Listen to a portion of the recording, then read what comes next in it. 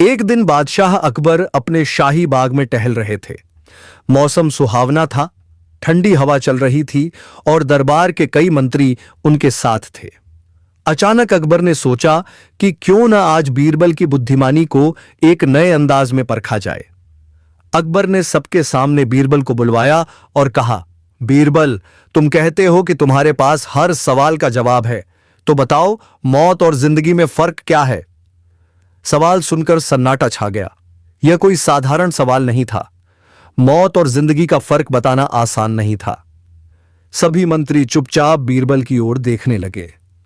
बीरबल ने मुस्कुराते हुए अकबर की ओर देखा और बोले, जहां पनाह, अगर इजाजत हो तो मैं इस सवाल का जवाब देने के लिए थोड़ा समय लेना चाहूंगा। अकबर ने कहा, ठीक है, पर याद रखना, जवाब इतना गहरा होना चाहिए कि दरबार इसे कभी न भूल पाए। अगले दिन बीरबल ने दरबारियों को एक गांव के पास ले जाने का प्रस्ताव रखा। सभी हैरान थे, लेकिन अकबर राजी हो गए। दरबारियों का काफिला एक गरीब किसान के घर पहुंचा। किसान बेहद मेहनती था, मगर उसके पास खाने को 2 वक्त की रोटी भी मुश्किल से जुटती थी। बीरबल ने किसान से कहा, भाई, हमें अपने घर का हाल बताओ। किसान ने आंसुओं से भरी आंखों से कहा, जनाब, हमारी जिंदगी बड़ी मुश्किल है। खेत में मेहनत करता हूं, फिर भी कभी पेट भरता है, कभी भूखे सोना पड़ता है, मगर उम्मीद है कि कल कुछ अच्छा होगा। फिर बीरबल सबको थोड़ी दूरी पर एक अमीर व्यापारी के घर ले गए। वहां सोने चांदी के बर्तन, आलीशान कपड़े और स्वादिष्ट व्यंजन थे, मगर व्यापारी चेहरा उतरा हुआ था। उसने कहा, मेरे पास सब कुछ है, पर चैन नहीं है। डर है कि कल सब छिन जाएगा। नींद भी दुश्मन बन चुकी है। अब बीरबल ने अकबर की ओर देखा और गंभीर स्वर में बोले, जहां पनाह, यही मौत और जिंदगी का फर्क है। अकबर चौंक उठे। यह कैसे?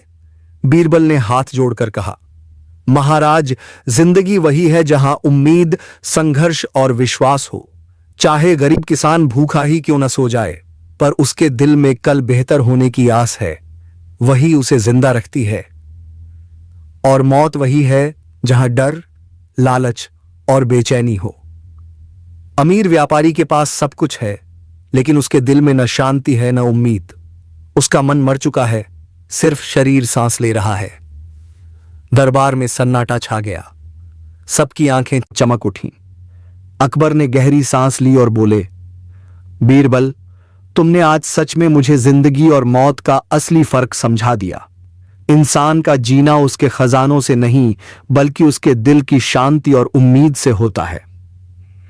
उस दिन से अकबर ने प्रण किया कि वे अपनी प्रजा के दिलों में उम्मीद और न्याय की लौ जलाएंगे, और दरबारियों के लिए यह सीख बन गई कि जिंदगी वही है जहां उम्मीद जिंदा है।